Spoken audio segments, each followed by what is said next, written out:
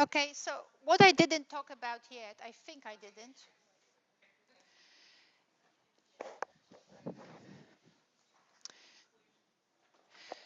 What I didn't talk about is how this, did we talk about the capital, how we actually engage the capital? So social capital, for example, for each of the capabilities. Um, did we talk about it or we didn't? I don't think we did we? We just talked about the capabilities itself, but now about the capital. So basically, the social would basically be reinforcing the capabilities. And if you actually look into the capabilities themselves for each of the years that you are interested in actually using for your assignment 2, so look into those capabilities for a particular grade or particular year, and then have a look at, at the outcomes they describe, and basically organize. I mean, I'm just telling you just how to read them, and basically think to yourself, for example, in terms of a social and personal capability, um, what kind of social capital where you're engaging. So you can have a look what kind of network, in terms of a discussion board, what kind of networks you were referring to. So these are the kind of things that you identified as powerful. So what kind of networks, what kind of gathering groups you might suggest or might have suggested or could suggest in a particular context. In terms of uh, symbolic capital, what kind of language you were using, what kind of values were you drawing on in your discussions. So it's really, really deep. There's a reason why we're going so deep. We're going so deep because when you actually will be creating resources and when you will be creating teaching activities for students, you actually need to know what's involved. So for symbolic, you'll be talking about the values, what specifically what kinds of values you were actually you would be if you were Fidel Castro of ELA 200, what kind of values you would be drawing on in your postings in order to make them to give them the to connect to people, and in order to show people why it's important to actually have connection, how you work with connections. We're talking about the social capability now. So social capability will be described in terms of educational, social, and symbolic capital. So social will be the connections, symbolic will be the kind of values you were drawing on. So it's inclusivity, people making people feel relevant, making cultures, giving status to people and cultures. What else could be there? Status, relevance. What else is there? That kind of sense of fairness, some sort of a sense of sharing things. These are the kinds of values. You can actually have a look and draw on some adjectives from the curriculum. And then in terms of a social personal capability, so educational, so you could say that these particular networks you suggested, or the teams, when we actually create collegial teams, they are there for good. They are there that give us actually credentials, not necessarily by drawing on what is, but also knowing each other, because one day tomorrow, when you finish this university, you will be each other's help, especially if you live in Darwin. There's not that many people here in Darwin. That's all you will, that's a base, your base, and you'll be growing together. So you can see how we actually go from the top to the bottom. The top is the context, which context you want to describe. And then you look into whether you actually have thought about these 3 cross-curricular priorities, then see how you engage how you engage different capabilities. Show us examples by referring to the curriculum and give me examples how on the discussion board you could actually make these capabilities visible through your postings. And then look into the capital for each of the capabilities and give me examples of the social. So what networks, for example, in the ethical and in the cultural, so what kind of cultures, what kind of knowledges you might have actually seen as relevant, what kind of examples, like maybe different types of writing. So there are different types of writing will belong to the educational. But symbolic values again, maybe inclusivity, maybe value of learning from one another, in terms of cultures, right? So we're here to actually preserve, not to kill. So you can just, the curriculum has all these adjectives. I just want you to now work with those adjectives, read them, and put them how you would actually see yourself. How do you suggest you use those adjectives in your own activities? Or you could use them if you wanted to participate to a greater extent, maybe on the discussion board. For example, my students talk about Facebook, but I spoke to you before. You can talk about Facebook, but you talk to students, to friends, right? But I do all of that on Facebook, right? I do all of that on Facebook. I work at Facebook as my advertisement, basically. I have friends and all of that, but I also work it as an advertisement. Every lecture I produce, not every lecture. I don't advertise every lecture on Facebook, but a lot of my lectures I advertise on Facebook for other people to listen to. And you learn. I have colleagues through the association where I'm the vice president. Um, just wrote to me. I think he's from Libya, and he says we just can't access those YouTube recordings.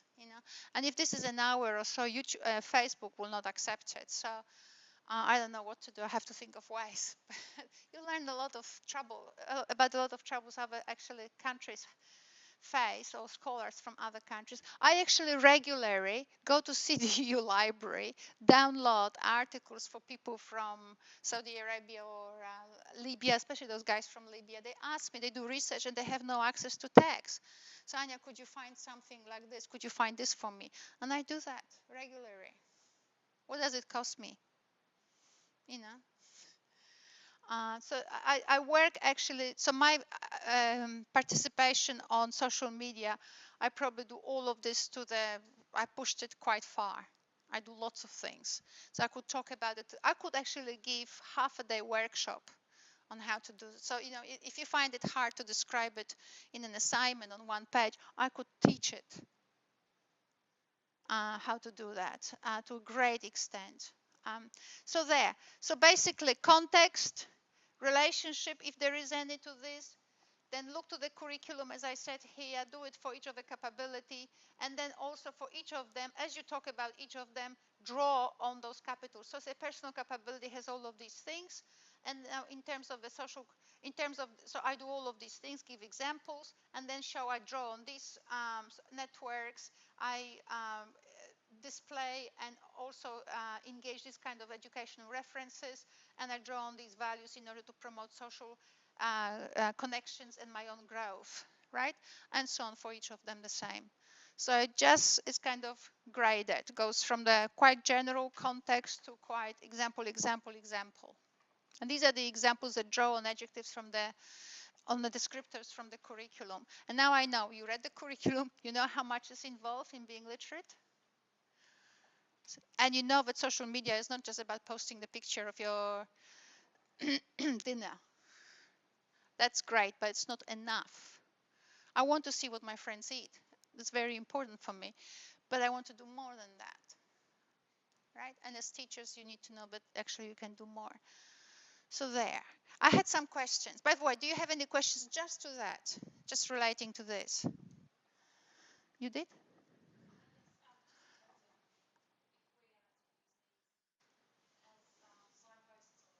Yeah, that's what they are.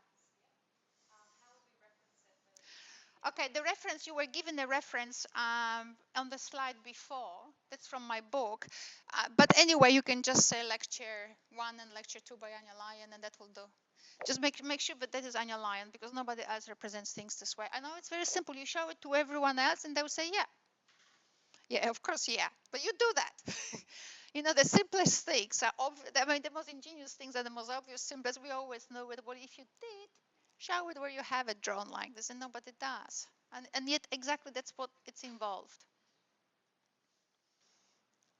So I've got this postgraduate student. What he does here, when he looks at the capabilities, what I made him actually go to a particular year or years and try to actually organize for those different descriptors of outcomes for each of the capability for each year in terms of those capitals.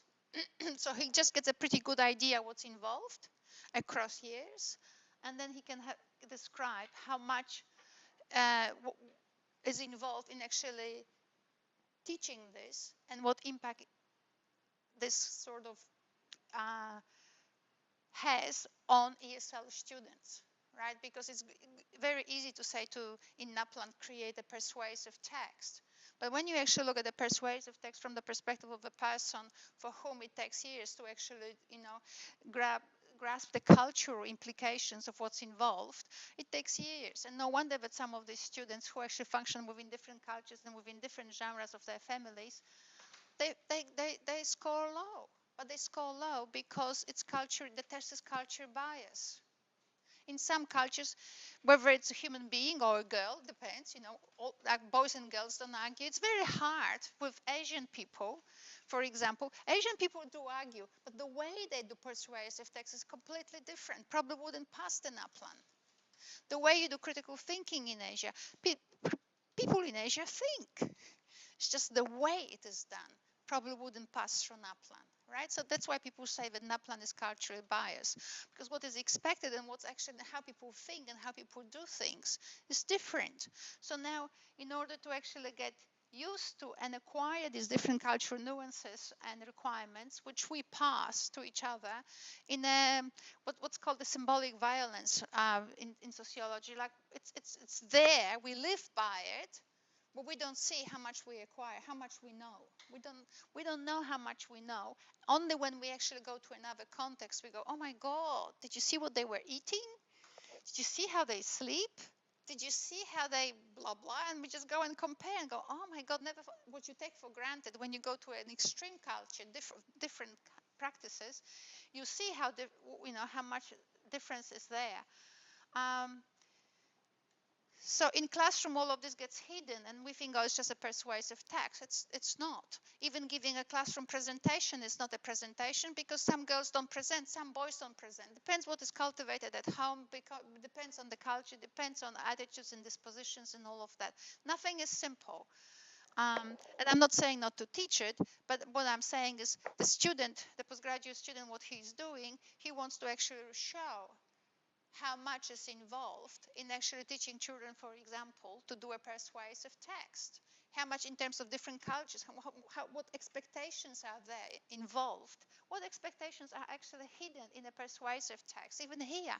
And most of you are native, and yet for you to produce a justification, the discussion board is a context where you actually engage your literacy knowledge. It's hard. It's hard. And when you produce a persuasive text, you actually have to know what you call the skeleton, or what did you call it? Signpost. We call it a framework. Okay? In education, it's called framework. You need to have a framework. Like you've got the slots organized. It's very clear. Now you fill the slots. Right? This is very clear. This is your assignment. I mean, it's done. If any of you are suffering now thinking, oh my God, I tell you one thing. All you have to do is to fill the slots. How hard is that? You've got everything.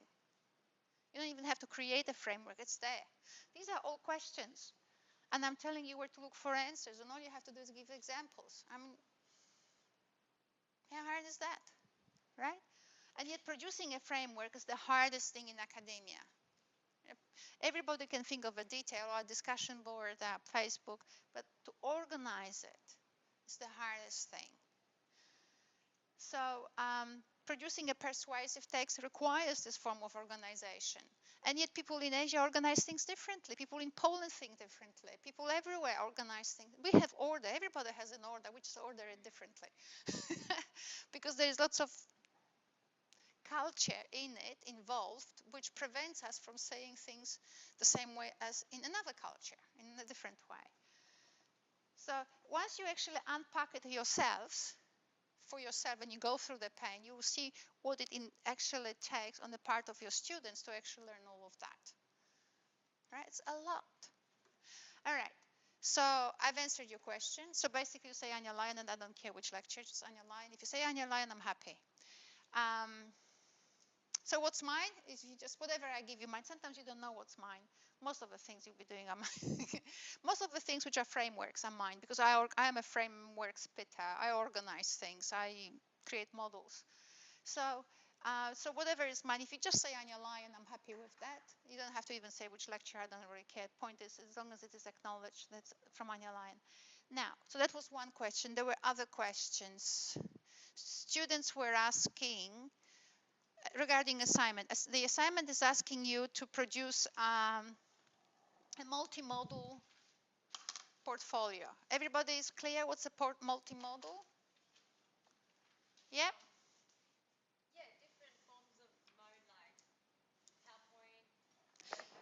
So these are applications that enable you to include different modes of representing text, right? So it's as pictures, as presenting text online, presenting links, presenting, I don't know what is there. I'm not so hot on multimodality because everything is multimodal. In any case, I think it was given much more, I don't know, attention than is needed, but actually we live in the multimodal world. Everything is multimodal.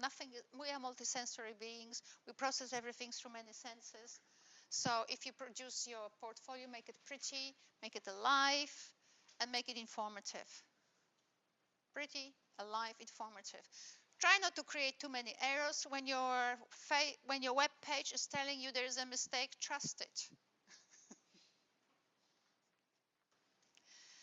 Now, from 2015 or 16, all literacy teachers, I don't know about other subjects, but all literacy teachers have to pass a spelling exam. There'll be other things, but spelling exam, right? I don't actually chase you for spelling, but it looks really, really awful when I see things like there are 5 principles. So Anya Lyon teaches us there are 5 principles of pedagogy, let's assume. And how do students spell principles? The same way as they spell director. Principal is P-L-E. School principal is not principal. So that's the thing. Then there will be things like spelling things together or separate. Try very often not to go as you feel, but a simple test I do as an ESL person myself, I put the word in Google, and if Google likes it, that probably works. If Google says, well, there's a problem here, that probably doesn't work. And if Google doesn't tell you anything, click search and see in context how this word looks like. Because sometimes Google will accept the word, but you will see that the meaning in that kind of spelling is completely different. Use it. And it's not because I punish you. I don't punish people for spelling because I've got a particular attitude towards it. I think that spelling is least important, but it does look bad. It just really looks bad. And apparently this unit is a flagship unit of the entire course that you're doing. So it's very important that you actually learn things well. So that's why I'm paying attention so much on pedagogy, on frameworks. It's a core. If there's a core unit, this is a core of a core. Right? I don't know. I don't pay attention to these things. But apparently it's selected for something. It's an important unit. Okay, that's what it boils down to. It's a really important unit. And I should beat you up for spelling. I won't. But you police yourselves. Okay, we're all too big to actually be each other's police people. But do check, because once you have a culture of it, then you actually, learn some tricks. You teach students. If you are in classroom, for the world of it, you don't know how to spell something, right? Do you spell underway together or separately? Do you spell underwear together? Underwear? So, no, not underwear. Oh, sorry. I would not use this word in classroom, but so for example, underwear. But underway, something is underway, right? Check it on Google. What I'm saying, even sometimes when you are sure, check it. If only to pass the test when you finish your degree. Right? Just if only to pass the test. But in classroom, if you're not sure, what do? You don't give students answer. You're a teacher, right? You don't give them answer. You tell them, well, guys, how you find that? And they would say on Google. And if they can't spell, you go like, have a look. And they spend 15 minutes, trying to type one word. It's okay. You've got plenty of time. They learn a lot of things doing that. A lot of things. It's called play. How the heck do you spell home? Oh my God. They look at the keyboard and they look at the thing and they go like, where's the H on the keyboard? It's okay, give them time. It's part of the play. We always think that play is with toys, and the thing of the keyboard is a toy. I just have an assignment, question about the assignment. Mm. How do you go about assignments? So if we fail an assignment, are we allowed to resubmit just to get a pass, or it's just a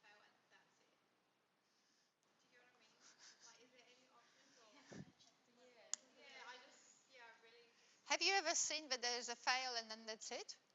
Has there ever been a case like that? No. They always resubmit. Really? You always resubmit. So the rule is like this. You fail. Now, it's always better to submit than not submit at all. Because you can resubmit the fail, but if you get DNS, which meant did not submit, I think you can't resubmit what you didn't submit, if I could put it this way.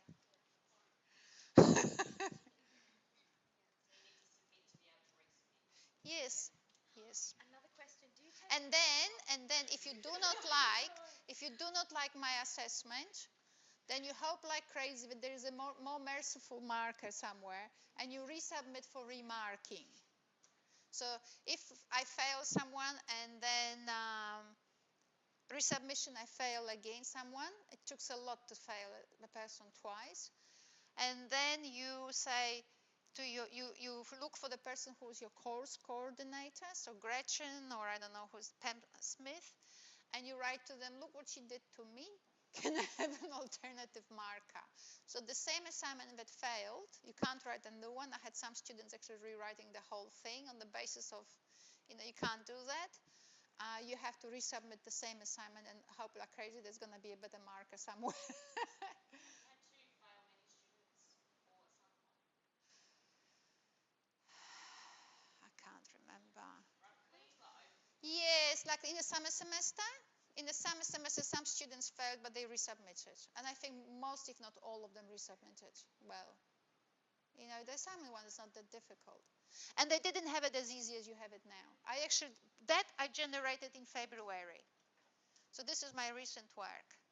So, and I'm thinking that if I break it down further and further, what I wanted in the past, what I was doing, and I think that I changed it now. In the past, I kind of made students read a little bit more and use the text from textbooks, but the students didn't read, and I hate textbooks in any case. So I thought, what about if I actually don't rely on students reading, which I won't, and I don't give them anything because I think they should be reading. So I thought, rather than setting you up for fail, I might just do this, give you a framework, and you can actually start thinking. So in that way, we have a framework for assignment 1 and for assignment 2. So that I've done a little bit of a change, right? Because that's the idea. Yep. Are we allowed to submit No. drafts? Okay, can you tell a person who has never been on LearnLine yet? Can you tell a person who has never been on LearnLine on the discussion board? Oh. You can. All right, so what's on the discussion board? Okay, now that's how it works, how the discussion board works. I might just come closer to the thing just in case. Okay, how the discussion board works is as follows. You've got on-campus lectures. So the stuff I'm doing now will be published on the discussion board where we have a saying on-campus lectures. I am very happy for you to write comments to these lectures, to write postings what happened to the lectures, to beg it, or to say you liked something, or to raise a comment. I'm really open to everything, whatever is there. I have nothing to protect. So your engagement, even on that forum about what happened on campus, it's really important. And the students from off campus will read. I mean, they were reading it last semester, so I don't know. Up to you. But it was good. We had a good group, and people were posting things about just simply what happened on campus. Their feelings and reports and all of that was great. Anyway, so that's the on-campus lecture. And another forum is questions to the teacher. So any questions like, do you think you like me? And I go, no. All right, so that's a questions to the teacher. And then there is submit. So this is about drafts and questions about assignment 1. Anything relating to assignment 1, including drafts, there's a separate discussion forum. And we already had like hundreds of discussions in that particular forum. And so you submit draft there, and the next one underneath is you actually submit your final one. Now, if you submit the final one and change your mind, delete your older posting, because I will assess the first one I see. Right? And then when I see I already gave it, honestly, I might actually reassess it, but I don't want to do that. So if you submit something and you change your mind, delete it. Okay. If you actually change your mind and edit things online, it doesn't really matter because the changes are online, not on. The link is still the same. This one was Fritz. So we don't have to put our assignment in the assignment information. No, you don't have to. Oh. Goes on the discussion board. Oh, okay. All right. So I was Yeah. going to ask because I thought when you submit an assignment, you can't actually remove it. It's up there. Yeah. Now you submit on the discussion board simply because even though I assess you and all this drama is happening in this unit, the idea really for this unit is for us to have a collegial atmosphere of learning from one another. Right? So if you notice something that she didn't know that LearnLine had it, please don't remind her that for the next 20 years. Right? We are here in a collegial. I'm saying this because apparently one of the students some time ago was complaining that someone was laughing at them that they did something. I don't know, whatever happened, right? This is not the place for it, right? We're here in a collegial atmosphere. Like I tell you exactly, like I've improved my teaching, I've created the table. They didn't have it before, right? That's my job. I have to think of how to make things easier and better and more constructive. So, we all are learning. This is an atmosphere of being together and learning from one another.